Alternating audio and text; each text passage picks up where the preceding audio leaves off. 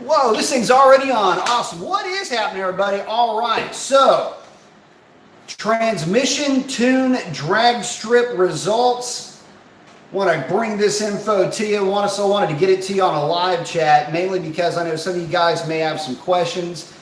Going to give you guys just a little bit of time to get on board. But the bottom line is we were able to actually, well, best way to put it is we hit a goal with the car. And what that means is, or we hit a goal with the car. And what I'm getting at is that we density altitude corrected the car. And what that basically means is if you're running your car in a high density altitude condition, and you do your density altitude as to what it would run in good weather, well, we're now running this car in crap weather, what it ran in good weather. So I wanted to bring you guys the results. I've got some ride-along videos that are going to accompany this video. They'll be down there in that description.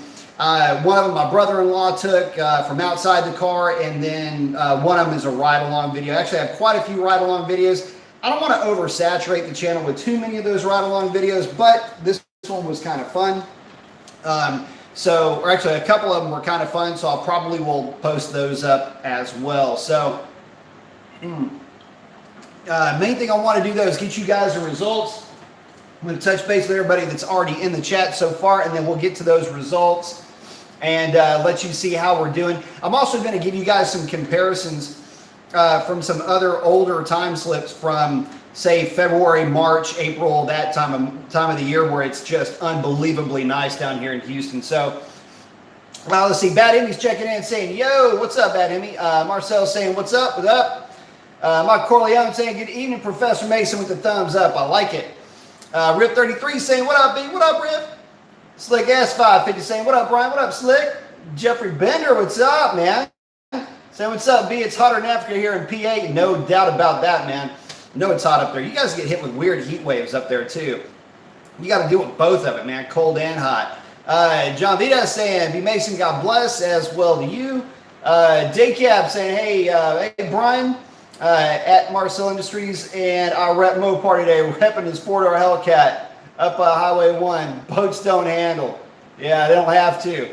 Hey, if you can turn, you're not going fast enough. Marcel's saying, yeah, buddy. Jeffrey Bender's saying, man, I wish, dude. I'm telling you, it is nuts the way you guys get hit with that. Victor's loving his 392, man. I'm loving that for you. So let's get into the results. Again, so the goal was to get the car to run in the heat. Basically, the hottest conditions I run the car in are from basically 7 o'clock at night until midnight, sometime in July or August, when the weather is just hot, humid, just gross conditions typically.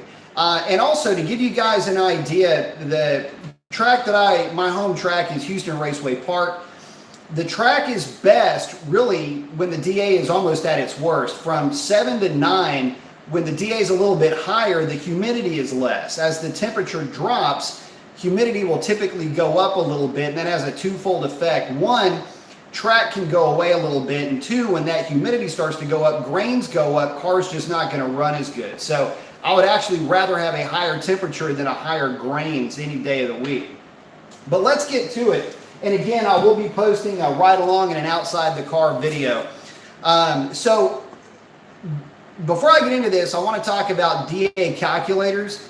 If you go to drag times is typically not as, well, it's less optimistic, depending on how your views look, but air density online will show a higher numerical value for DA than drag time. So for these and for the videos, I was quoting air density online. For these slips, I'm going to quote drag times because that's what I was going with the previous time slips. So without any further BS, first hit of the night, the car went 1066 at 128 and change. Take a look at that 8th mile though. 688 at 104, almost 104 and a half. Keep that in mind because we're going to circle back around to that. That's one of the biggest areas where the car picked up. Oddly enough, with the TransTune and I'll get to the details on the trans tune in a second, but just with the trans tune, the 60 foot and the 8th mile are really where the car picked up the most. Second pass of the night, we went out and dropped a 1064 at 128 miles an hour. This pass over here, that was a C6 Grand Sport with the freaking kitchen sink thrown at it.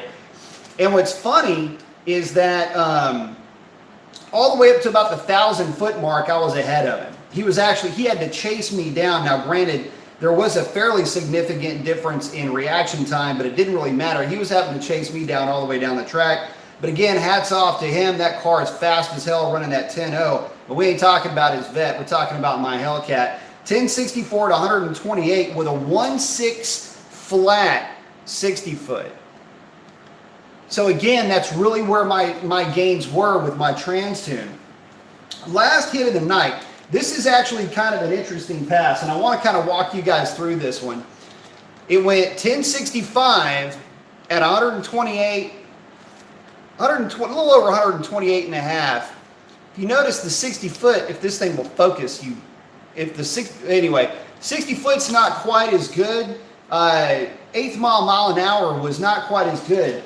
So on that pass, my buddy Chris and I were actually running each other, and the car in front of us was on a pro tree. We literally both, we initially staged, and looking at the data, because I data log all my passes now so that I can go in and make minor changes to my trans tune if needed.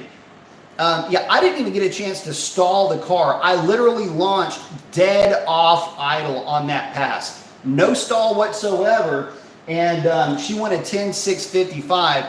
That's real impressive considering it was down about, I'd say about a solid half a tenth to almost a tenth of a second, just because I didn't get a chance to stall the car up on that pass. So to put all of that into perspective, what did the car run previous to that, right? So let me get some of these older passes for you.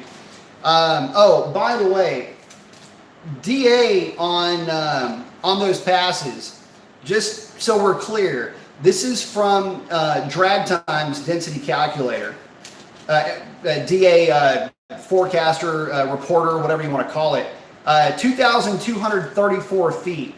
Air density online had us at 2,750 feet. So, you know, split the difference and call it 25 if you want.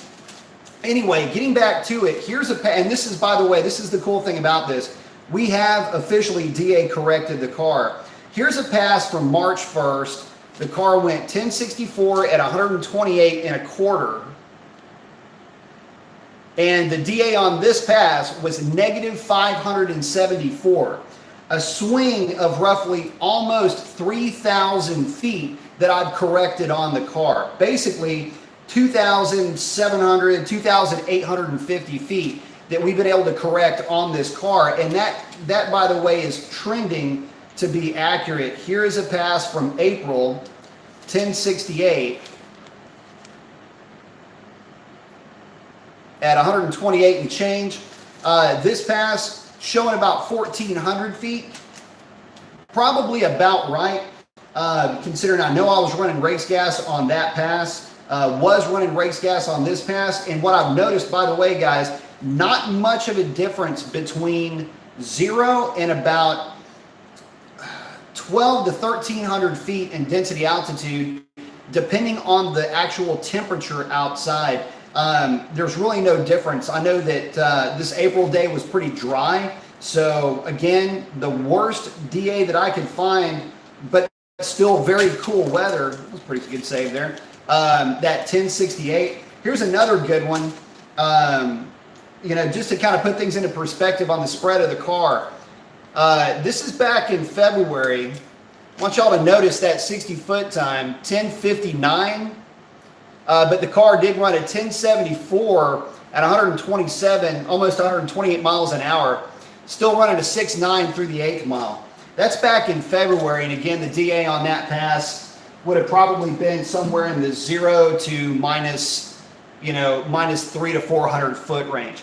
So again, the major goal has been met with the car, and that major goal was to DA correct this car, run the same times during the winter that it did during the winter and spring, during the summertime, without adding any power. This is all transmission tuning only. So anyway, let's get into some of y'all's comments. I don't want to let this go too long without saying what's up to everybody. Let's see. Shawnee's saying, hey B, Corvette thoughts. Those are coming this evening, so be on the lookout for that. I will be doing a live show tonight talking about the Corvette. I would love to get you guys, get y'all's feedback on that, but I'm going to kind of go on a bit of a monologue on my thoughts on the new Corvette, the way that it sits as it has been presented to us now. So be on the lookout for that. This is more for the those guys that were, really following the transmission tuning process. Jeffrey Bender saying, that's flying, man. Great job. I appreciate that. Oh, that reminds me. The other goal with my car was to match that stock Demon that I was driving. I wanted to match that stock ET and mile an hour. Now, in all fairness, it was a little bit of an overweight Demon, full option, had wide body front wheels with the stock NT05s in the rear, but the car is still dead hooked. And that car went 1068 at 127. I went 1064 at almost 129, 1066 at 128. I was consistently quicker in the same DA with this car that I was running with the Demon. So that was the other goal. Can't believe I freaking missed that one. And I was able to match that goal as well. Or to achieve that goal as well. Rick is asking, what do you think the fastest time I can run in my stock Hellcat is with a one-piece drive shaft, diff brace, and 20-inch drag radials? In these conditions right now, you'll be in the 11.0 range, 11.2 range, depending on your DA. I would say in zero DA, you're going to be in the 1090s, 1080s. Depends on how that car is optioned.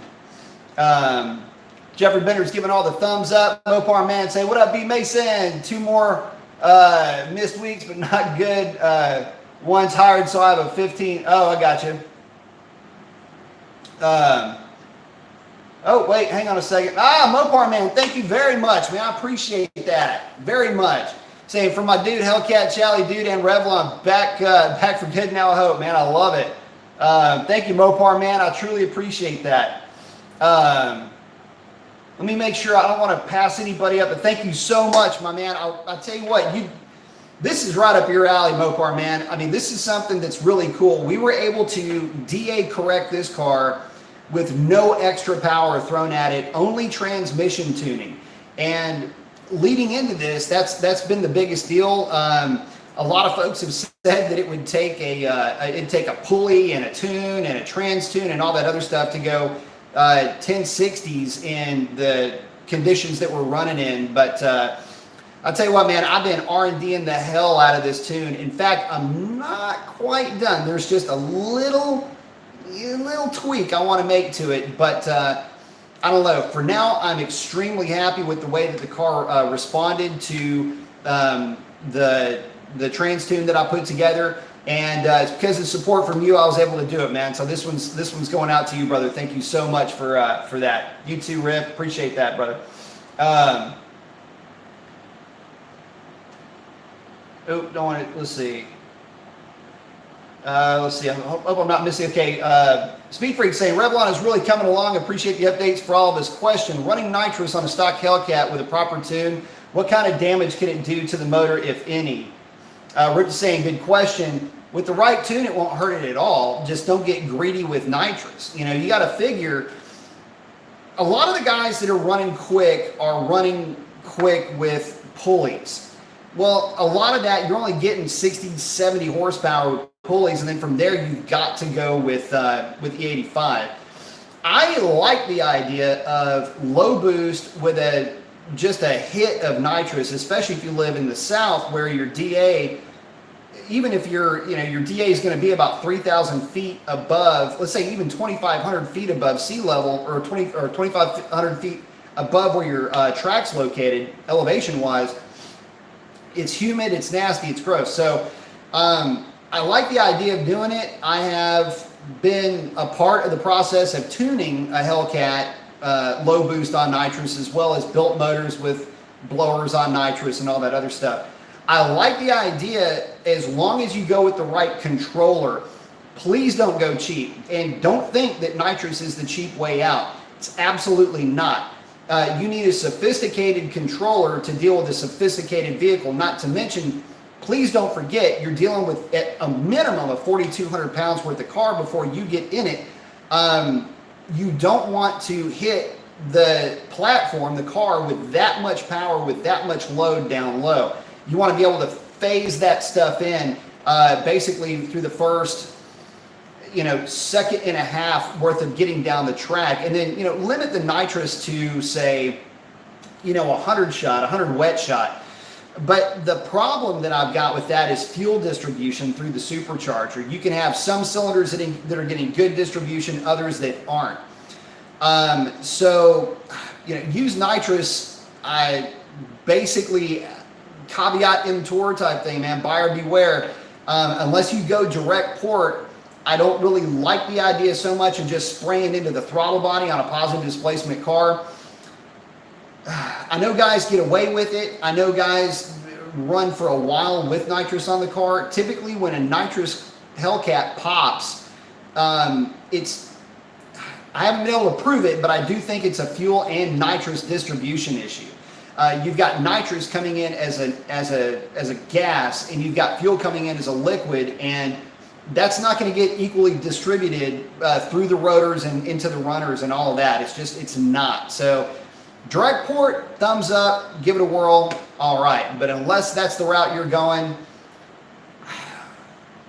I just don't know if I would recommend it. Not saying that I haven't done it or haven't been around the cars that have been done, and I get that people are getting results and all that. I just know what can go wrong. And of course, when you're working at a shop or working with shops a lot, or you're around shops all the time, you see the stuff that breaks. And the stuff that, y'all have heard me say this before, but when you work at a shop, the stuff that never ever happens once a month at the shop. The stuff that's impossible to happen happens once every quarter, and the stuff that sometimes happens comes in every day. So, it's easy to get real gun shy when you've been in that position. So just take what I'm saying with a grain of salt. Get the car tuned the right way. If it's me giving you direct advice, unless you're going direct port, don't put nitrous on the car. And again, it's because of a distribution issue that I just think you're going to run into later on. Oh, Riff, damn, thank you very much. I appreciate that. Saying I can't match Mopar Man right now, but hopefully this helps. Would love to race you someday. Anytime, bro. I appreciate it, man. Thank you so much for that. Really do very much appreciate that. It all helps, brother. I mean, that's the thing. Without you guys, we wouldn't have come this far this quickly, and I really do appreciate all of it. From the bottom of my heart, thank you very much. Very much. But yeah, good question, Speed Freak, man. Again, not to belay the point, but oh, and here's the other thing. So sorry, I'm bouncing back and forth a little bit here. The last weekend when I had the car at the track, oddly enough, you're talking about nitrous. The thing that never gets brought up is fuel quality. I actually had kind of a crappy tank of gas. Now, I cut it with race gas, so the crappy tank of gas thing gets thrown out the window as far as I'm concerned.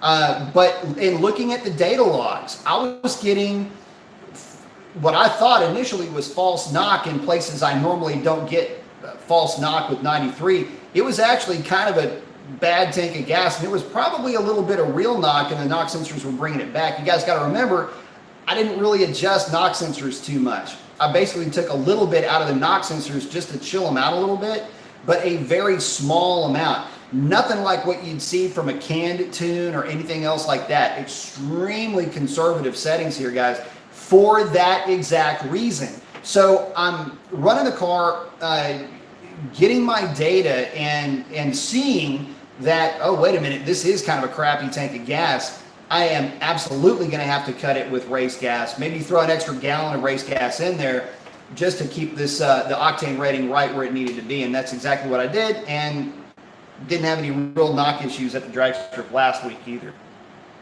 Again, Mopar man, thank you very much. Thank you again, Rift. I appreciate it. Yeah, the trans tune, Mopar man saying trans tune always. Man, I'll tell you something. That is, it's funny. So, getting into, what changes did I make to the tune? Well, to the engine part of the tune, the only changes that I made to the engine portion of the tune were the changes to accommodate the transmission tune. And what does that mean? Well, it's easier to tell you what it doesn't mean. No timing changes. Fueling was only adjusted to accommodate the extra RPM. I did adjust the window for the injector pulse width. Gave it a little bit broader window before it freaked out.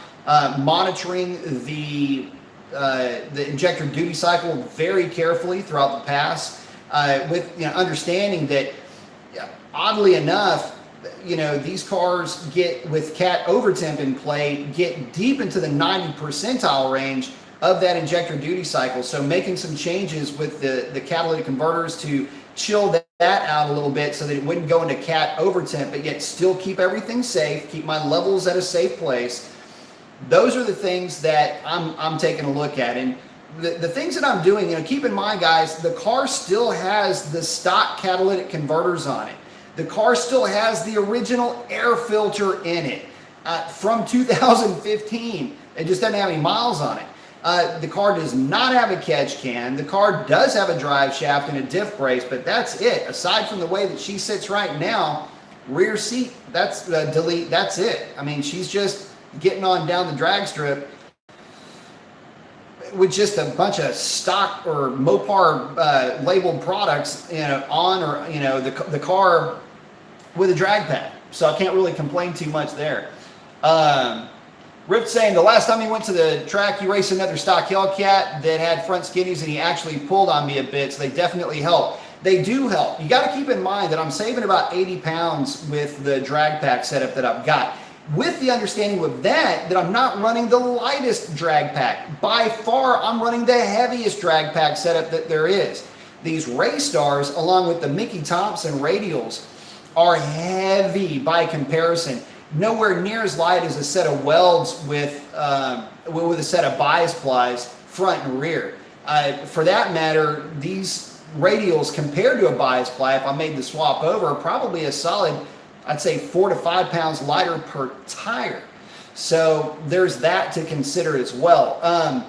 But the reason why I'm doing that is because I want to, running these tires and not worried as much about weight savings in this respect, is because I want something that's more robust. Keeping in mind that, again, we're dealing with the mass of one of these cars, and at 4,200 pounds, or 4,240 pounds with me not in the car, with me in the car, it's 4420, 4440 right in there.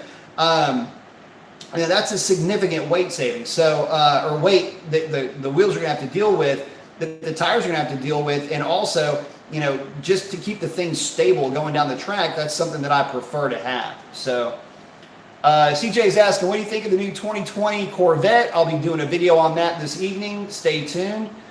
Mopar man saying, thank you, 33. Back at you. It's cool to throw some cash to a guy. Appreciate that, man. I do appreciate that a ton. Dr. Diz checking in saying, what up, B? Happy birthday. Thank you very much. So yeah, if y'all didn't know, today's my birthday. So thank y'all very much. I appreciate that. Dr. Diff, I do appreciate that. Mopar man saying, the man knows his Mopars and appreciate the help, man. I thank y'all very much for sure. Speed Freak saying, thank you for the detailed explanation on Nitrous. Your knowledge is more than appreciated, man. I'm happy to give it. Thank you for hanging out with me. And it's heartfelt too. I mean, I know what it's like to get out there, and if you're trying to learn this stuff on your own, or trying to get the research, what kits, things like that. Look, man, I get it. It's a nightmare, and what's funny is that a lot of the videos that I put out, when I'm saying, look, you just don't need this part X, or this part, other part X, you can actually lose power. It's always funny, some of the comments that some of those videos get later on down the line with people going, I don't know what you're talking about. It's proven that this part gains power. And I'm just going, wait a minute. Yeah, please go buy those parts. I need more of those little white slips with the wind arrow pointing to my lane. Let's see, Rich saying, so I decided to say hell with it since the gas here in California sucks and just go with a 273 pulley and race gas, or at least get some butane. What's your opinion on that? Bro, you're in California, so your gas quality does suck. Yeah, so you can definitely go with the 273 pulley. 272 would be the Hellraiser. 275 is what Metco sells, regular pulley. Yeah, you can go with that. My only downside to that is what happens if you don't have the butane with you or you don't have your race gas on you. I would prefer to see the car with just a good solid 91 octane tune, something that is safe on 91 octane, which is basically leaving the timing values alone. Throw a little bit of fuel at it and adjust the transmission. It's not as sexy, but it's the same thing I'm doing to my car. Again, not touching the timing tables and not touching anything else. And you'll get some result out of that. And if you really want to get aggressive with the transmission tuning, keep in mind, I haven't. In fact, you'd be shocked as little as I've done on my transmission tune. But you can get a bit more aggressive and liven the car up just through the tune alone if it's the feel that you're going for. Because keep this in mind, these cars are getting false knock on 93 octane. They're probably getting true knock on 91. And they ride the knock sensors pretty hard, just the same way that the Demons do. The Demon uses basically the same protocol as the Hellcat in that it rides knock sensors like you wouldn't believe. And it will keep trying to throw timing at the car until the car doesn't like it, and then it'll just start to creep it back. Or vice versa. It may yank some timing and then it starts to feed timing in until it doesn't like where it's going, and then it'll just hold the timing a couple of degrees back or 1 degree back from, say, where it thought it had knocked before. What all that means is that if you do decide to go with a 275 upper, you're gonna have fuel quality issues. Just know that coming into it. Secondly, you're gonna have to get that lower pulley pinned. So just know that going into it too. Make sure you factor that into the cost of what you're working on. So there's that. But again, I would challenge you to just go with a solid transmission tune. Again, yes, I know it's going to be expensive, but you're not going to get the most out of the car anyway unless you're transmission tuning it in whatever case you're working with. So that would be my suggestion. I mean, you're getting the computer unlocked anyway. You're going to have to be buying credits if you're going with HP tuners. It's going to cost you more money, but I think you're going to be a lot happier with it in the long run.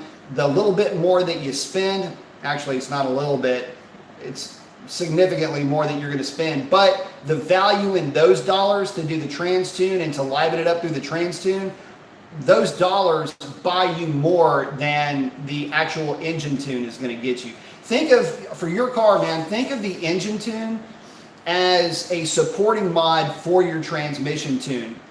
If you can think of it that way, then you're going to come out a whole lot better in the end.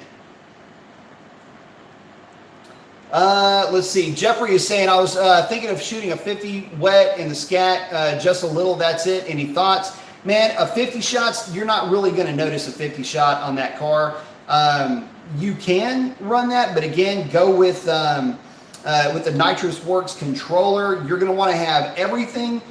You want to have, when it comes to nitrous oxide, you want to treat that the same way that you treat boost. You want to treat that tune and all of your accessories to make it work. You want to treat that like you are an original equipment manufacturer creating a power enriching system for your power plant.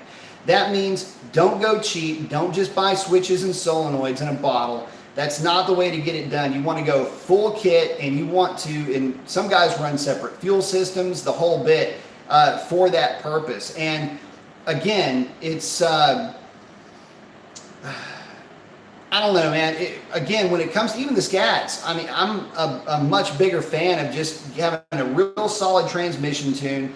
If you want to run nitrous on them, that's great, but there's a couple of caveats. One, the transmission. If you're running a real sticky tire and you're launching that thing on the spray, transmission's not going to like it too much, and I've seen them actually slip with, say, about 125 shot and above. Not all of them will slip, and not all of them will slip, and a lot of them will not slip for a while, but you keep repeatedly hitting it, you're going to start to cook those clutches. So just something to consider. But yeah, I mean, 50 shot, the car will hold a 50 shot just fine. But nitrous is just like anything else, like boost, for example. You get a little bit, you want a little bit more, and then you want a little bit more, and that's when you really start to find some weak points. So if you want to shoot nitrous, that's great. Just be conservative, don't get greedy, and you'll be okay. Let's see. CJ saying California in general really sucks. Man, I lived in California for a while, and I loved it. There's some things you got to get used to, that's for sure. Albert saying, nice, finally made it to another live chat. Mopar chat, I like it. Rip saying, my bad, 275, man. It's all the same to me, brother. It all means the same. Let's see. Mopar man saying, for me, 50 shot, exactly. Saying 75 shots, a nice little bump. Don't need a 3-stage kit or a 200 nitrous, shot of nitrous unless you're looking to catch a number. Man, I'll tell you this. The funny thing is that it turns into a distribution issue, and the NA cars will do a bit better of a job with nitrous than the supercharged cars, or at least the root style supercharger in terms of distribution. And that's the tough part about nitrous with any of these cars, or any car in general, is making sure that you're getting a proper distribution to each cylinder. You're always going to get hotter and cooler cylinders, but when it comes to nitrous oxide, it can make the difference. It can make a significant difference. I mean, if you're doing your, if you're reading the exhaust gas temp with pyrometers on each cylinder, you know, if you start seeing variances of like 12%, 13%, that's when you know for a fact you've got a distribution issue. And when you're on nitrous, that can mean that, you know, that cylinder might be getting too much nitrous, or it could also mean it's getting too much fuel. If you've got that much unburned fuel going out the back, and people go, oh, well, that just means it's running rich. Well, yeah, and it also means that because you've got unburned fuel, you're sending this flame charge right over the exhaust valve. That's not what that thing's there for, and that's how you overheat an exhaust valve and tulip an exhaust valve. And what that basically means is that instead of the exhaust valve, in essence, being flat, you actually kind of peels up into the exhaust port. It's called tuliping a valve. That's usually caused by a distribution issue. TU saying, my man, Mr. Mason, say, brother, I'm really impressed with the C8. I'm actually shocked that the base MSRP will be in the 60s, $60,000 range. Man, I tell you what, I will be talking about that one tonight. So be on the lookout for that live chat. I've got a lot of thoughts on that car, and I really need to dedicate a show specifically to it. But to your point of the cost for value of the car, that is an amazing proposition that they're bringing to the table. But stay tuned. I'll be doing a live chat tonight. In fact, it is almost 8 o'clock. We're going to do this one for about another 15-20 minutes, and then I've got a train tonight, and then when I get back from that, then we'll be hitting that Corvette video up. I'm definitely looking forward to that. Mopar Man's talking to Riv saying, yep, skinnies will definitely help. Not a big help, but it will make a difference. And again, it all depends on the setup that you've got. If you're running a real heavy wheel and tire setup, then obviously, you know, the heavier your stuff is that you're taking off, the more it's going to help. But it does help in general. But again, it's not going to be that one thing that gets you over. It's that part of the package that you put together. And again, getting back to Revlon, that's really what we were putting together here for her. Is putting together the best overall package. You know, what package could every guy be able to wrap his, you know, budget around? what would work best in all areas, whether you are, say, we're talking about Cali, let's say you're in California, let's say you're up north, let's say you're down here in Texas. You know, what is a great all-weather, non-issue type of a car? I can take this thing to Arizona in the high desert and race it. I can race it down here in the swamp where we get super thick, super dense air, and not have to worry about anything in terms of longevity or changing anything about the car where you're making more boost, or get the car in a situation where it's just going to be uncomfortable in terms of fuel quality concerns, things like that. That's really what the plan was for Revlon. And to be honest with you, that's kind of where the goal was all along, was to just get the car to where it would run in the heat what it ran in nice, cool weather, and to, you know, to coin a phrase, DA correct the car.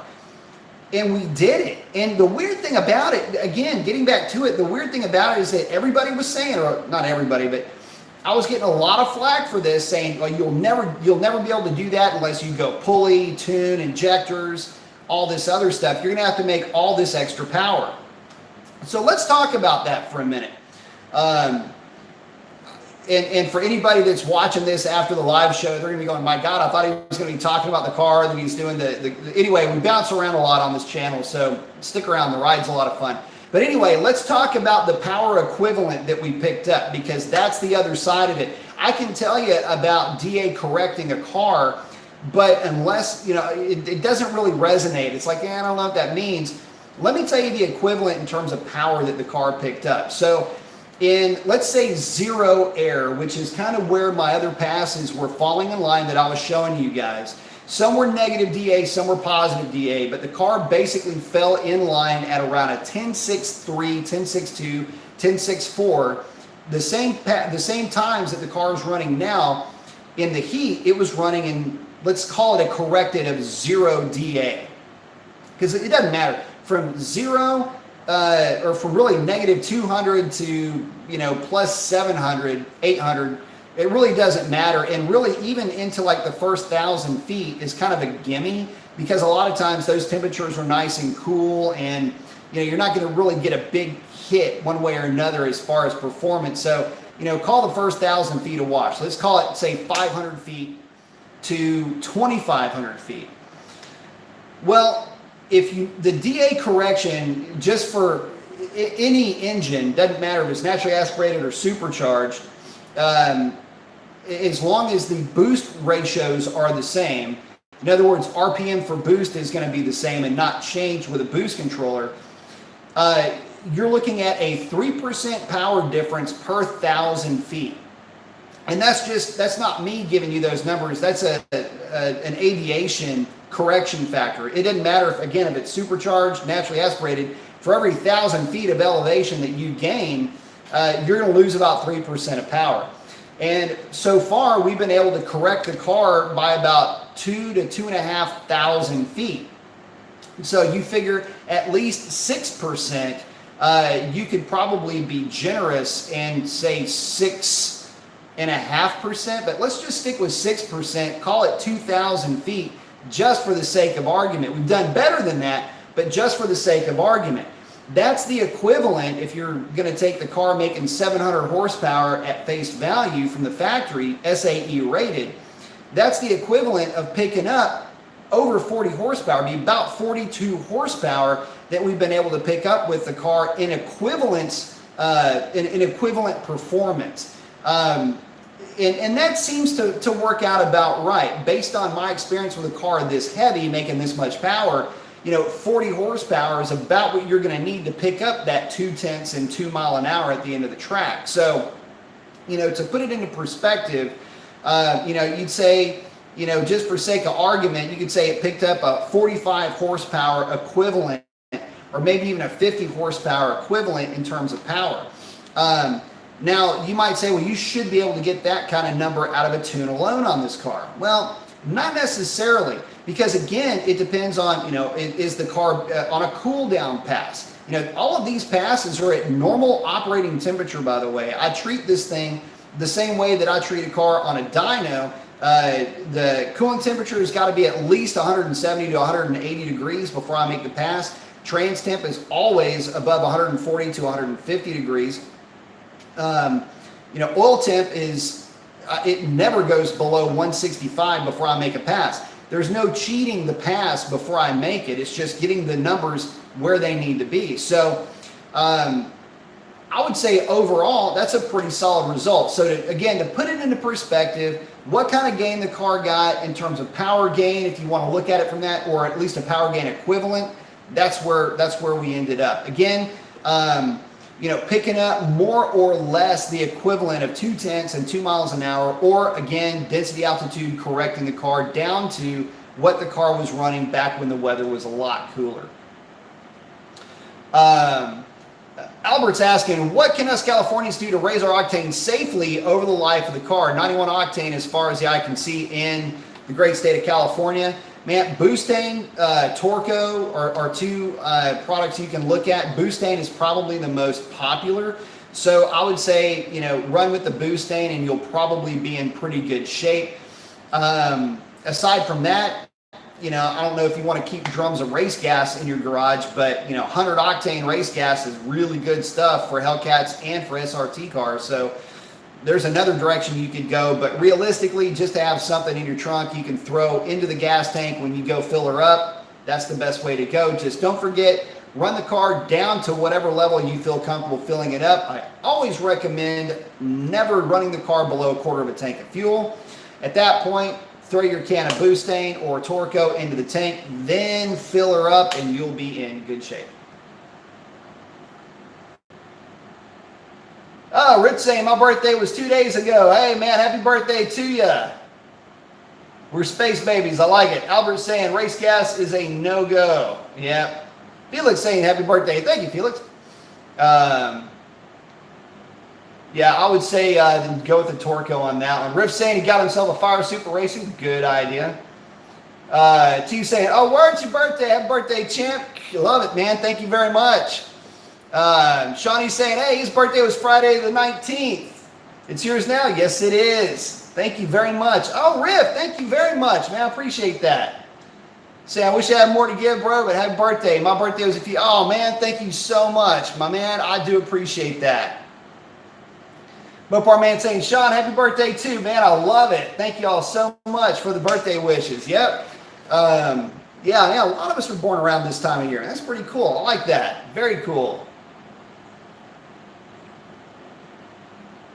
Rip saying July 19th. I love it. Snow Performance methanol injection. Rip is saying I'm 40 now. Ain't nothing wrong with 40, bro. I passed 40 a while back. It's good stuff. Actually, after 40, things get a lot better. Let's see. Crazy 8 is saying Snow Performance methanol injection. Ah, man. Oh, man. Okay, so I get methanol. Don't get me wrong. I know that it works and it works well. The distribution thing comes into play a lot, especially when guys try to go heavy on methanol. Don't rely on it. Don't use it as a form of octane boosting. Use it as a way to cool down your air charge only. Don't tune around methanol injection. Go sparingly with methanol. How many times can I say this?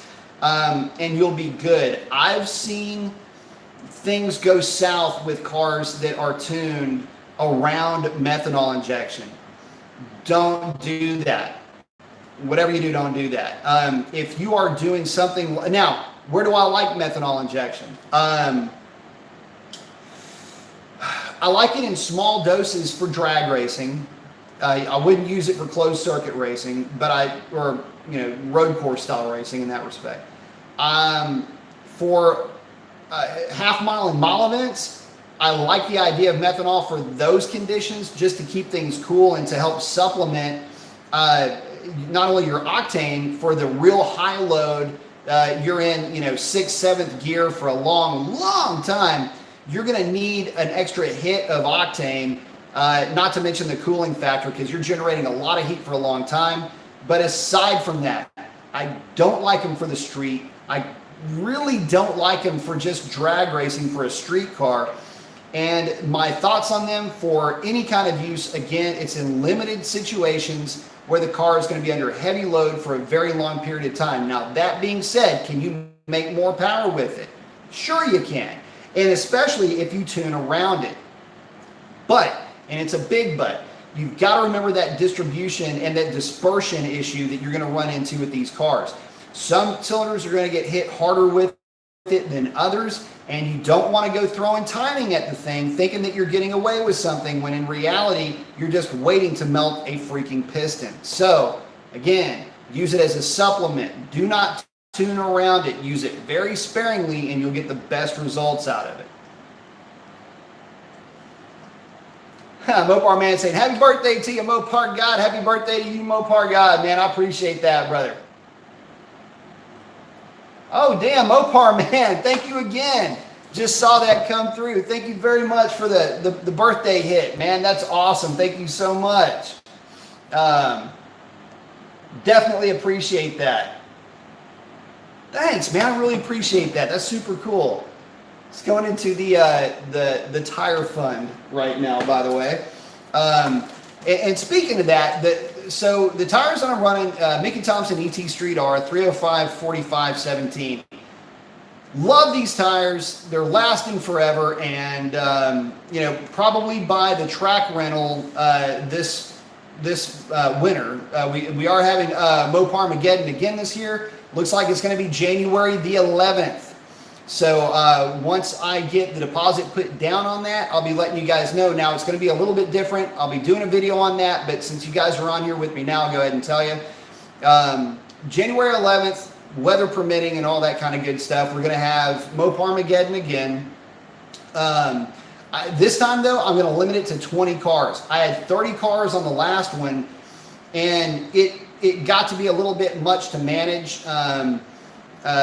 Cost is going to be the same as it was last year, $250. I always bring in pizzas and all that kind of good stuff. So just if you want to be a part of it, let me know, but it's still quite a ways out, and we're going to start filling it up. But once we get to 20 cars, I'm going to cap it just so it can be a little bit more personal, a little bit more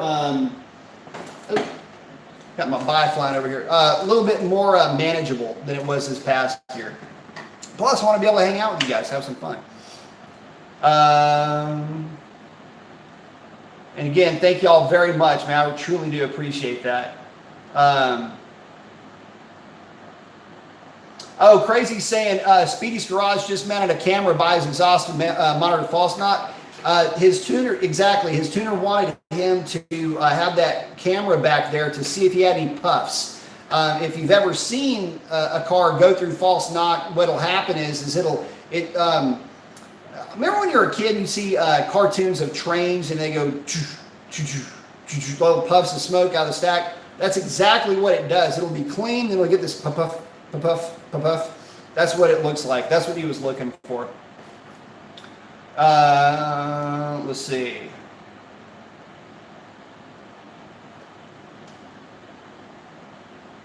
Albert, I just want to make sure I'm not missing anybody. Albert's saying, oh, snap, it's your birthday. Thank you for all the great content. Cracking open a beer in your honor, man. I love it. And again, Sean, happy birthday to you. You know what? You know who else's birthday it is? And we got to harass him. I can't call him. It is also today, same birthday as mine. It is Racer X's birthday. So we need to get a hold of him and wish him a happy birthday as well. Let's see. Oh, yeah, Crazy saying, Rick is saying July 19th, that's his. Crazy saying Snow Performance methanol injection. We already chatted about that. Let's see. Make sure I'm not passing anybody up. Dr. Div's asking, did you ever unlock that PCM? Yes. Ever plan on changing fuel? Seems to keep that spark knock in check going E85. I am not going to be changing fuel right now. Yeah, I could go E85. I could get real aggressive with timing, but that's really not the mission statement for this car. And again, the idea was to DA correct the car. When it was cool outside, not counting any of the real super deep negative DA where it was running 1040s. But just at zero DA where the car was running, 1060s. Well, now we're running 1060s in the heat with just a transmission tune. So, you know, realistically, that's where I want to keep it, with the ultimate goal to try to get the car into the 20s or teens with really low DA. I think that's a little bit much to ask, but 30s for sure are going to be in play. 20s is the real goal, with teens just being the cherry on top if it covers it.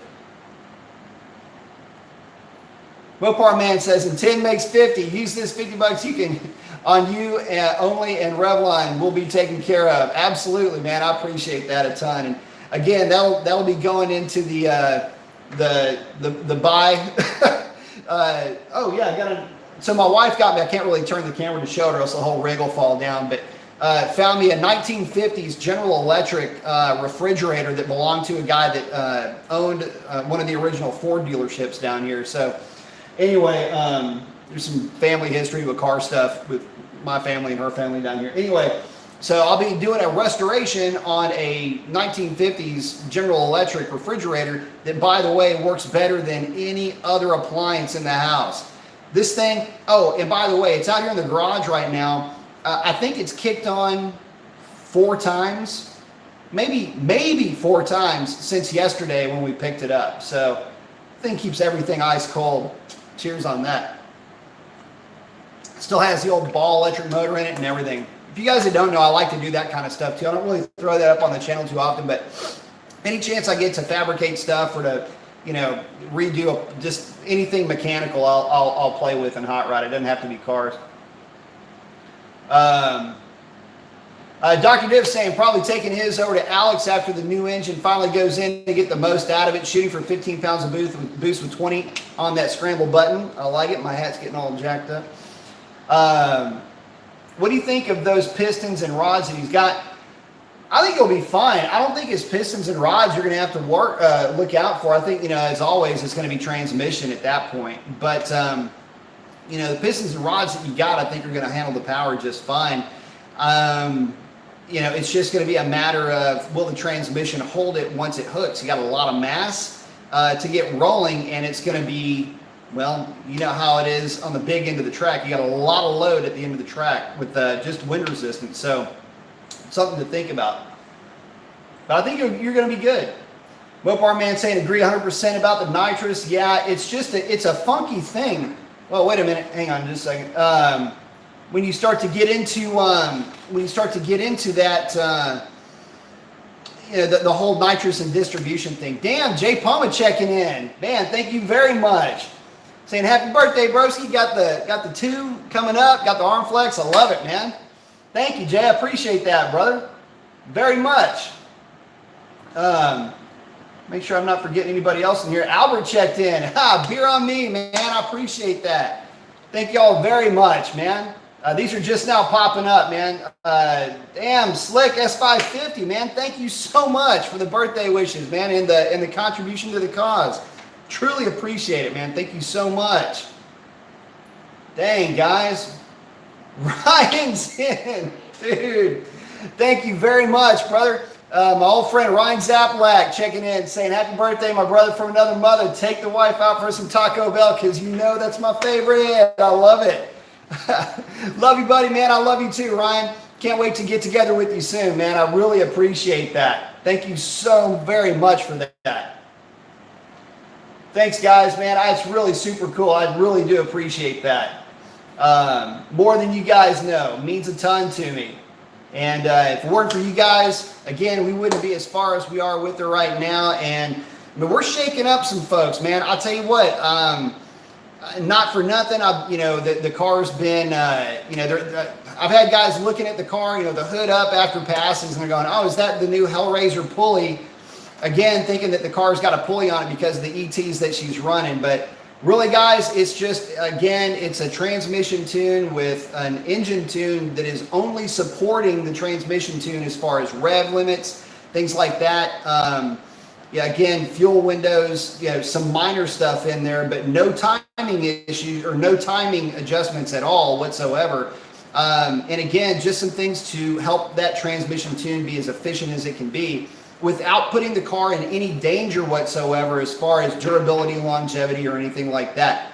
By the way, that was the main issue or the main thing I was concerned with, as far as with the tune, making sure that it did not have any bearing on longevity or any of those things at all. In fact, if you look at a stock Demon tune and the parameters for its transmission, as far as torque mitigation in between shifts, which is part of torque management, and minimum spark, I'm still running the stock minimum spark tables, which are negative. The Demons are actually positive numbers, and so by that standard, it's actually safer than a stock Demon transmission tune.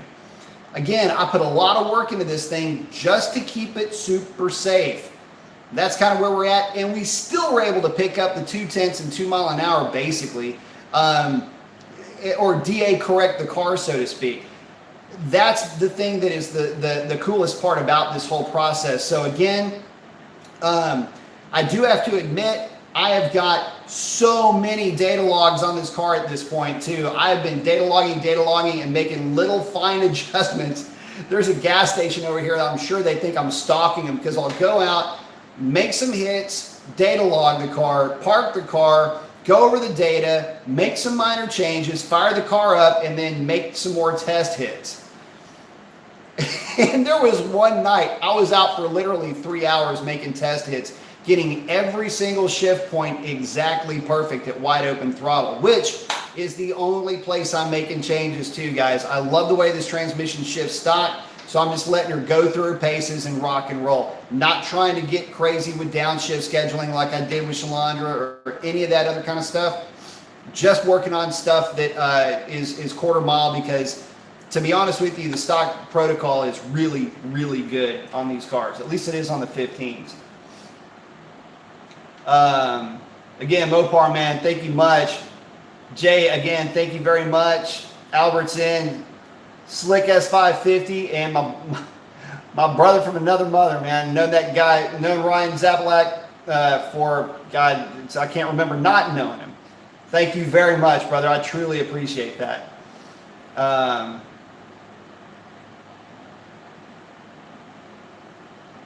Let's see. Okay, I'll make sure I'm not passing anybody up here. Time's out.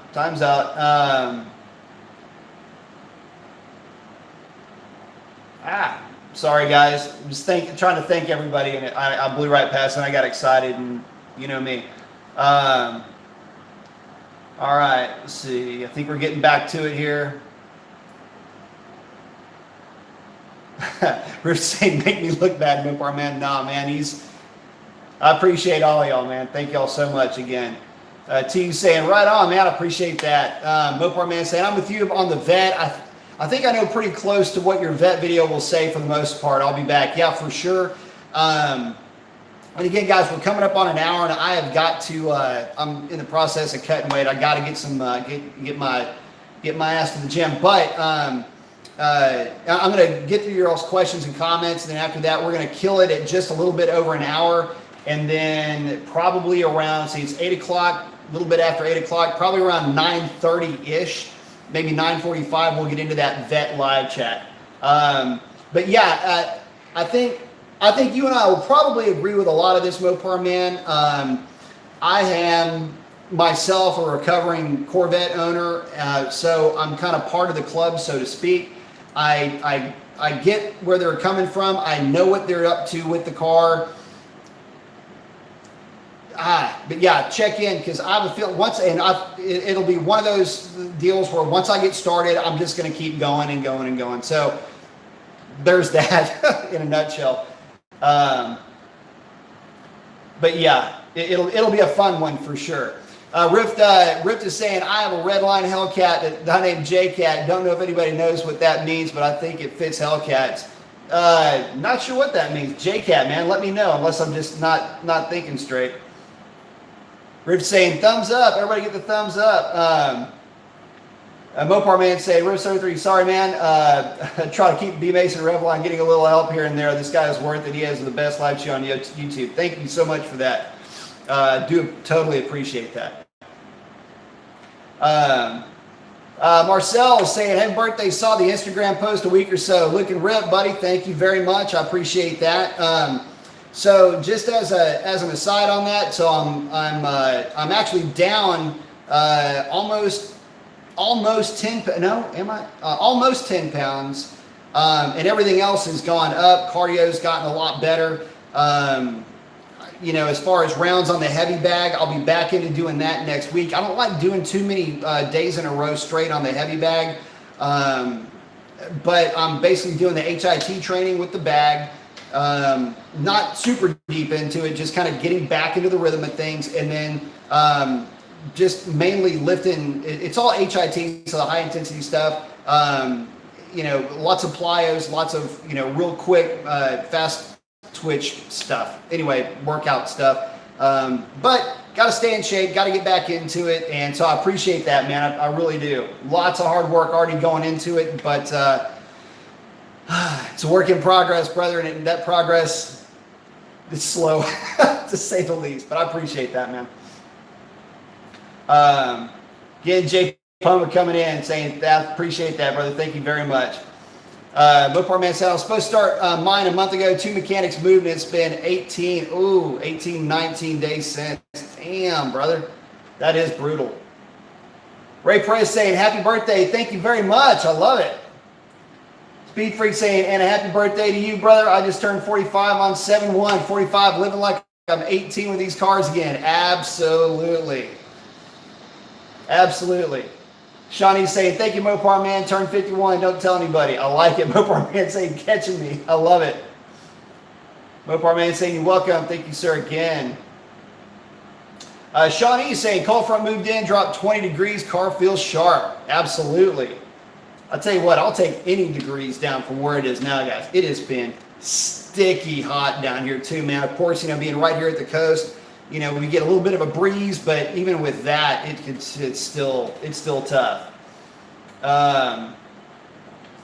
Rift is saying, on the topic of methanol, also look at E85 as a way to just make it safer for the motor. E85 is far and away better than running methanol injection as far as keeping your engine safe. It is the most tuner-friendly fuel. You can make mistakes with the 85 and not hurt anything, to a point, obviously. I mean, there are limitations. But anyway, you can get away with and do a lot with the 85 that methanol can't mask with a bad tank of gasoline. Not to mention the fact that, let's say you're again, if you tune for methanol injection, that's your mistake that you'll hear that guys have made. I've seen vehicles that were tuned on methanol, like the methanol had to work or the car could pop, and it freaked me out on one vehicle in particular. It was a LS3 swamped Jeep, 4-door Jeep, with a Magnuson supercharger on it. This thing, you would think it was hanging on methanol. I forget how much the guy was spraying into this thing, but the methanol pump failed. And all I can tell you is I was data logging this thing, which, by the way, drove like crap. Anyway, I won't even get to that, but still a pretty strong truck. Hammer it, and the no methanol, and the air fuel started out at about 11.25 and on Lambda, and then just went boink and went straight over to 15. And I'm sitting there, I'm watching this. I've got my tech next to me watching knock retard. That thing flops over, and I immediately got out of it. I'm just watching AFR, and I immediately got out of it, and come to find out, yeah, the methanol pump was not functioning properly. I'll put it to you like that. Turned out to be a wiring issue of all things. So yeah, it can be bad. Let's see, SRT Crazy. Hey, did you say that you are going to be back live later this evening? Yes, I will be. Love your channel and the great Mopar content. By the way, happy birthday to you. Thank you very much, man. I appreciate it. Yes, we will be doing the Corvette video tonight. I'll be giving my thoughts on that car, where I think it stands, just in the whole general lexicon of American performance or worldwide performance.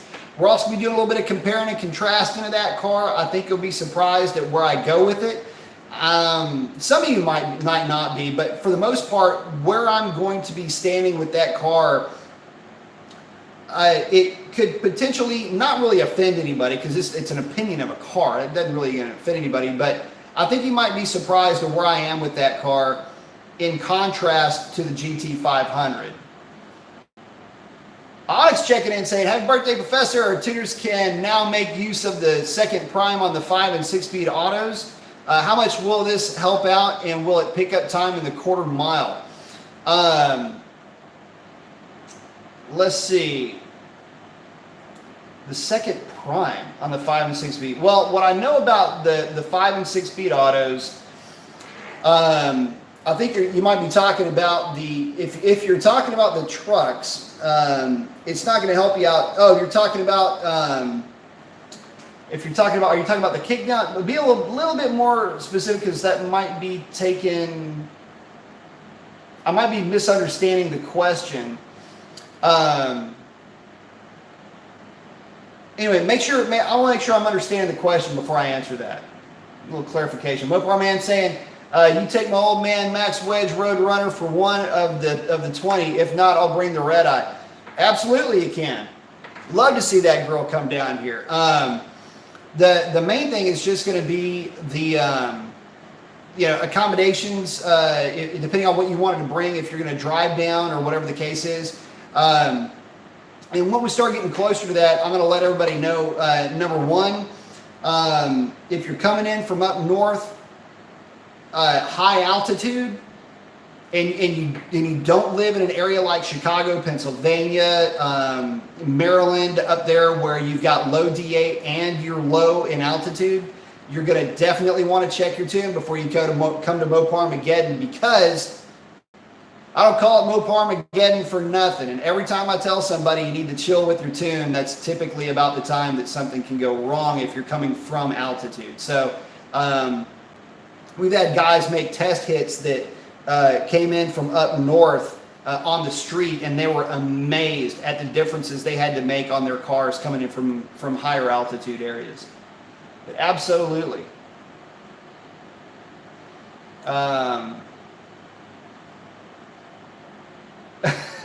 Mopar Man said, I knew there was something wrong with this day. Mopar got in Racer X same day. Absolutely. Saying double trouble. You better believe it. Saying doesn't get any better than that. Hell yeah. Slick S550 just caught that's passing his contribution point out. Man, thank you so much, man. I do appreciate that again, brother. Rick is saying, going back to the refrigerator you're talking about, I heard that they worked better back then because they were not as worried about saving electricity. Actually, they were more concerned about saving electricity back then.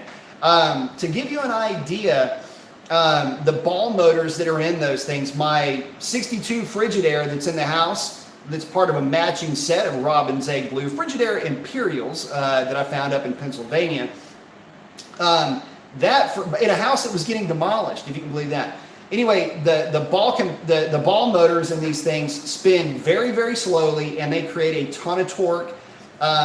They move a lot of refrigerant in a short amount of time, and the walls of this thing, I'm looking at it right now, the walls of these fridges are about that thick, and it's basically like a huge Igloo or Yeti cooler that's metal on the outside with a big heavy door on front, and they just insulate extremely well. They're very inefficient in terms of space. I mean, you can't just put a lot of stuff in them, because for a fridge that's like this wide, you only get about that much of space in between, because the whole rest of the thing is nothing but insulation and just to keep the thing cold for as long as possible. Like I say, this thing's been outside.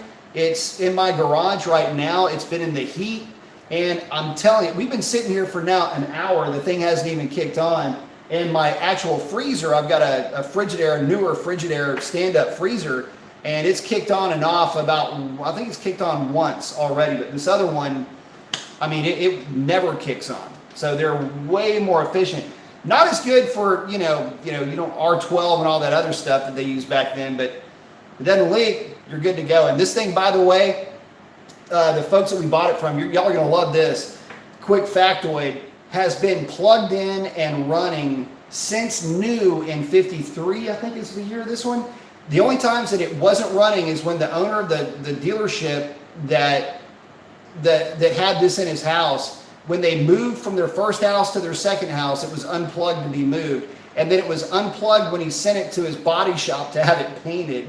And that was in roughly like 1974, 1975. Since then, it's been plugged into the same wall socket in the same house since then. So for the last 40 years, it's been plugged into the same outlet. Had never been unplugged. Keeps running.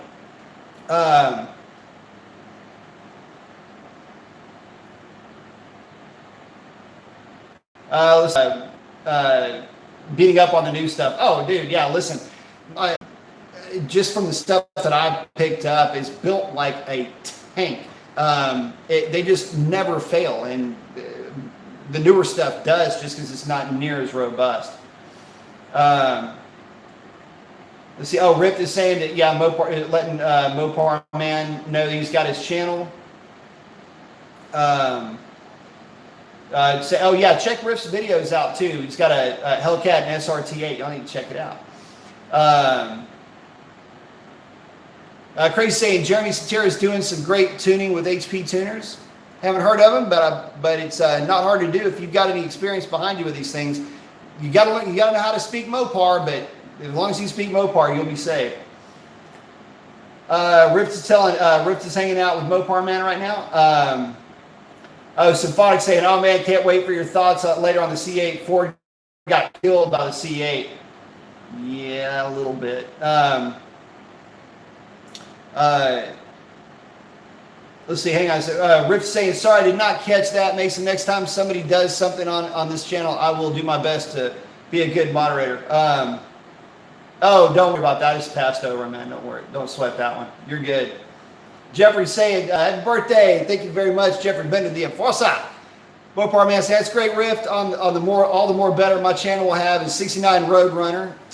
Love it. 70 RTSC Charger. Love it. 340 Duster and my first new Mopar Red Eye, which is going to be awesome. Can't wait to see that. Let's see. We got Rift hanging out with Mopar Man for a minute. Mopar Man saying that his speed shop is now back to full operating capacity with his employee count. So he's back to 12 hours a day, and the channel starts next Sunday. I love it. No, Marcel saying he's got a 39 GE in his man cave. I love it. That thing will keep running for another 100 years too. Mopar Man saying the shop, back at the shop up and running. His mechanics and all the cars will have videos of them running at Great Lakes Dragway. I love it. And Route 66 Raceway and 131 in Michigan. That is awesome. Juan is asking, why is it that early Hemi motors had less problems than these newer Hemis? That's a little bit of a it's a bit of a misdirect to say that they had less problems. It depends on who you talk to. They may have had more, but that's really more because of how those engines were run. For several reasons. One, it's a more robust platform to begin with, and the issues that the modern Hemis have are hovering around. It also depends on which older, but it's the issues as far as problems, the MDS lifters having bad bearing in the rollers, manufacturing things. Hemis had either flat tapped solid lifters or flat tapped hydraulics, so no bearings there. Secondly, from a ringland perspective, the issue is that you've got a very short distance between the top of the piston and the actual ringland on the modern Hemis. That improves efficiency. The older Hemis had a much lower ringland plus a domed piston that absorbed a lot more heat. So that's the main reason why. Now that domed piston was heavier and made the car a little bit less efficient than the modern cars, but that's the reason why, in a real small nutshell. Luke is asking, what do you think of the electric Camaro? Demonology saw one at SEMA. be on the lookout for a lot of those, but I'm more concerned about the Camaros sticking around after 2022 than anything else. And I don't mind electric cars. You know, the funny thing is, you know, I've got a video coming up, by the way, things that I want to get back to doing, and one of those things I like to get back to doing are just the My Thoughts videos. One of them's going to be on Tesla or just electric cars in general, but real quickly, the premise of that is, if you're a student of automotive history in any of the large cities, Detroit, Pennsylvania, Detroit, Chicago, New York City, any of the larger, more industrialized cities in the early 1900s and late 1800s, it was awesome. They had a ton of electric cars back then. They ran around all over the place. They were actually more reliable than their gasoline counterparts. So much so that it was kind of a foregone conclusion that gasoline may not have the run that it would have had if there wasn't an electric motor to just start the thing up and have it run. But there were a ton of electric cars back then, and they did great. And electric cars are just kind of coming into their own now because of battery technology. So yeah, I mean, there were drag racing electric cars way back then. So this isn't anything new. It's just technology catching up to what is in effect a very good idea. So if we start having electric sports cars, thumbs up. You kidding me? Especially if I have multiple electric motors or an electric motor on each wheel. Oh my God, the tuning I can do with that. Anyway, yeah, I think it'll be cool. Let's see. Arthur Wall asking, how do you think the new 6.2 LT2 will stack up to the old 7-liter LS7 stock for stock? It will be better than the old LS7 in pretty much every metric you can come up with. The outright maximum horsepower. But I mean, you've got variable cam technology, you've got direct injection on this thing. Yeah, it'll be more efficient if nothing else, but we'll get into that. We'll get into that this evening, as well as, you know, my thoughts on that whole powertrain. And we're coming up on 8:30. I'm gonna have to go through these real quick, guys, and I got to split back online, guys, and then I got to take off. But Crazy's asking, do you think the CUDA is coming? I heard it is. It kind of is. There's still some debate on what they're going to be releasing, but the Halo car. Mopar Man saying, Juan, not to start an argument, but if I have to disagree, first, they are different engines. Second of all, engines have their troubles. All the new Hemis are strong. Just know what you're doing with Mopars. That's a big part of it. I think the perception here, guys, with the old Hemis not having as many problems as the new Hemis is numbers. All right. You have to remember that from 1964 to 1971, there were roughly 15,000 Hemi-powered cars built. In just 2015 alone, there were 15,000 Hellcats made. All right, so you take all of the Hemis from the trucks, all of the Hemis from the LX platform cars, which would be your 300, your Charger, your Challenger, and your Magnum.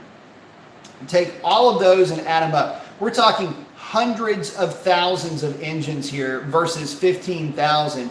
15,000 engines, by the way, that were more or less in the hands of racers and guys that knew how to work on them. So you didn't really get the, you had guys that were, you know, very particular about how they took care of those cars, very particular about how they tuned them, what parts they used. So that argument is stacked so heavily against the modern Hemi that it's really not worth talking about. I will give reasons and examples why the older one will be objectively possibly more durable in that respect, but in reality, in terms of total numbers of engines and percentages of breakdowns, the older Hemi would have been significantly less reliable than the new Hemi metric that you're going for. Let's see. Crazy's saying Demonology uses Jeremy Santera. I guess that's the what is it? Dusteroff is who he's using. So if that's the guy that's doing it, great. I don't really keep up with that side of it too much. I kind of nerd out on other things, so I think, yeah, he's using Duster off. If that's the same guy, then yeah, as long as he's staying on top of him and shooting for his data logs, that's all that matters. Let's see. Onyx saying yes on the Rams. When under full throttle, it skips third. That's what I thought. Skips third gear and goes to fourth. Sorry for the like. It's okay. Will that help? No, it won't. Those two ratios, one of them's a 153 and I think the other one's a 167. You might be able to, just have it go into the your 167 third gear. I think it's the kick down gear, as opposed to the 153, which is your normal 1, 2, and then number 3 gear. But no, it's really not going to make any significant difference. There's not enough of a difference between those two gears realistically. But there is on a kick down, because the 167 is a little bit out of its RPM range on the kick down. That's why they had the 153, if memory serves me correctly. Might be getting those numbers a little bit wrong, but I know I'm not that far off with that. I am familiar with it. Rip is asking, do you ever think they are going to fix the glitch where it switches the intake temp with the intercooler temp on the Hellcat? Oh man! So for you guys that don't know, sorry, this is a Hellcat thing, especially the 15th. The intake and the intercooler temperatures are actually flipped. They are correct on the they're correct on the U-Connect, but incorrect on the dash, or vice versa. Anyway, they fixed it in 2016 at some point, I believe. I know that Chris is the same dash and U-Connect, so SRT pages, in other words. But yeah, there's it's a funny thing, and I will never have mine fixed because I love it. It's a personality quirk on my car. I love that. Oh damn, Sean E, thank you very much for the 309 gear donation. Happy birthday, brother. Don't you love July birthdays? Absolutely, baby. Space babies over here. Not to mention America babies. Of course, got to have the American AF t-shirt. They don't sponsor me, but anybody that puts a freaking mullet on a bald eagle with an American flag bandana, I'm all right with that. So America, y'all. For all my July birthday brothers, I forgot to bring that out. So happy birthday to everybody. Happy birthday, America, and all that. Let's see, Arthur. I think I'm starting to get a little bit scattered here. Just skipped a little bit too many people here.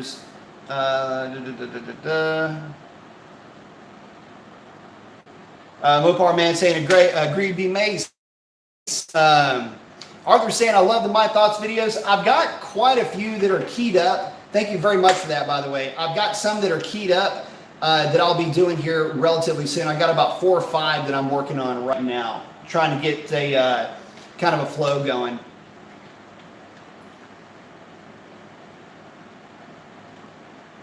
Mopa Man saying, agree with Mason, they are about the same, but you know what you're doing with them, they're strong. Oh, talking about the older Hemis. Thing was that a lot of Chevy and Ford guys changed into the Hemi back in the day. They did not have experience, and you need experience to run that monster.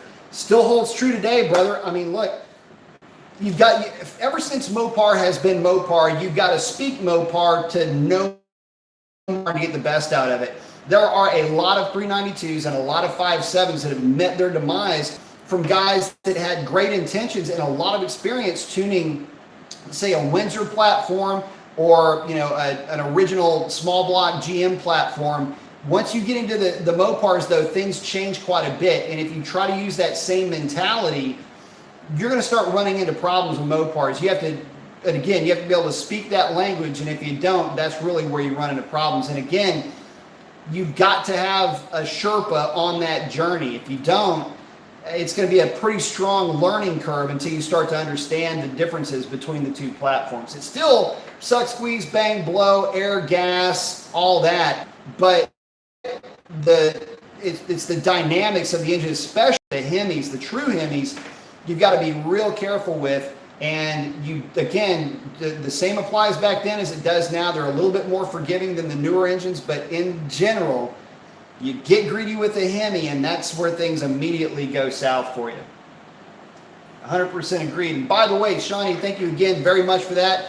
And as far as the next line of mods or any other mods that will happen with the car, well, I can tell you this. We've DA corrected the car. We're running now 1060s in the heat. The one other mod I may do is that 309 gear, and I've seen firsthand the benefits of that 309 gear, both running the Demon and having the Demon around for as long as I did. Pretty interesting experience with that car, and having a car with a 309 gear. Ran up against multiple Mopars with his stock red eye, or his then stock red eye with the 309 gears. And again, his car full weight was hanging right there with Revlon. Stock tune, full weight like crazy on 20-inch radials. And also, Chris's car has got the 309 gear, and that thing on the big end of the track, you'd be surprised the difference in mile an hour that 309 gear will help make at the end of the track. Don't worry about if it helps at launch or not. That's irrelevant in these terms. I'm talking about the car picked up mile an hour on the back half of the track to the tune of about, I want to say it's about a mile an hour and a half. And the car was consistently about a tenth and a half or 2/10 quicker with that gear. So if that's the next round of mods on this thing, which we will be looking to try to, I'm just not going to be able to do it before the fall season hits. But the idea then will be to get it to run the same in the heat as it runs in deep negative DA. In other words, we'd be looking for deep 1050s, high 1040s in the heat. Be a lot to ask, but I think that 309 gear will help it get there. And the way that this car is running, it would certainly make the most of it if Chris's car is any indication. And his car, by the way, doesn't even have a tune. And because of that, in predictive shift, his car is short shifting, and it's still quicker by almost 2/10. So that'll give you an idea on a stock powered Hellcat what you can pick up. Make sure I'm not missing anybody here. But thank you very much, Sean. I appreciate that a ton. All of you guys, man, it means so much to me. Thank you so much. Jeffrey saying, great chat, Brian. Always great topics. Thanks a lot, man. Thank you for hanging out with me. Mopar Man saying the modern Hemi is a strong engine. I'll tell you this much. Hellcats, man, I'm here to tell you, probably the most robust engine, transmission, powertrain combination. Say what you will about the rear end. But to get 4,400 pounds worth of mass going down a drag strip consistently at the times that it's making, it's one of the most robust engines I've ever been around in stock form. So, I mean, take that and run with it. But very few can compare from the modern era or the older era, the previous era. They're very strong indeed. Well put, sir. Riff 33 saying America, absolutely. Riff saying, I definitely agree. Love the My Thoughts videos. Be on the lookout for some more of those for sure. Shawnee is in the market for a Hellcat. Riff 33. Oh, Riff saying also, just wanted to point out that the Mopar community is really cool community that is pretty close and close knit and well done. Absolutely. Yeah, a lot of us are, you know, and the thing is that there's so few folks actually speak Mopar, and it was interesting to me, just, you know, how hard it is sometimes to convey to folks that are new to Mopar or new to tuning and new to tuning Mopars, how important it is to make sure that you've done your research and you've talked to folks and that you're of a strong understanding of where you stand with the car in stock form before you get crazy and start trying to, you know, eke out a whole bunch of power out of these things. You have to know the engineering behind them to know what you can and what you cannot get away with. Dr. Diff is saying, and speak knock sensor language. Oh my God, ain't that the truth, brother? Mopar Man's holler launch, meaning harder to get traction. Listen, if you've got a rear tire setup, you know, like say you got a set of 18-inch Bravadas with ET Street R's on the back, you're golden.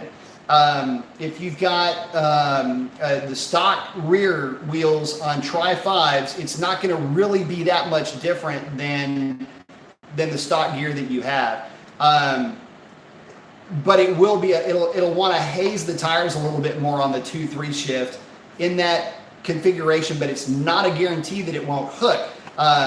Chris's car was hooking great with that 20-inch wheel tire combination, but he was running a 10.5-inch wide rear wheel, which I highly recommend. If you go 309, get the replica 10.5-inch wide wheel so that your contact patch is flat. If you try to run that 305 on a 9.5, what'll happen is that you're going to try to drop pressure. Just don't drop your pressures below 22 with that wheel tire combination.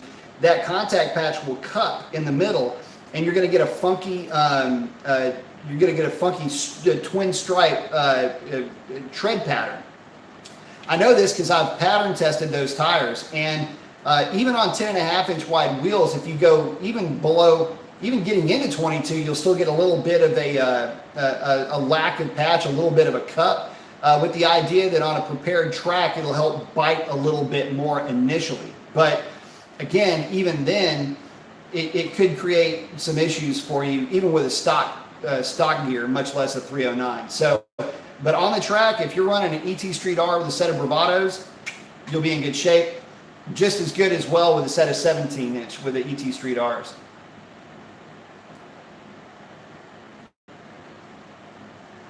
All right, guys. Shawnee's saying he almost bought a 6-speed Hellcat, but I need to take a hard look at the 8-speed because if I intend to take the drag strip. Yeah, you know my thoughts on that one, brother. I mean, 8-speed for the win. You're working up against too much mass in a 228 or 226 first gear is going to hurt you. Let's see, Dr. Div saying, what ratio is in Pop's 14 RT 6-speed?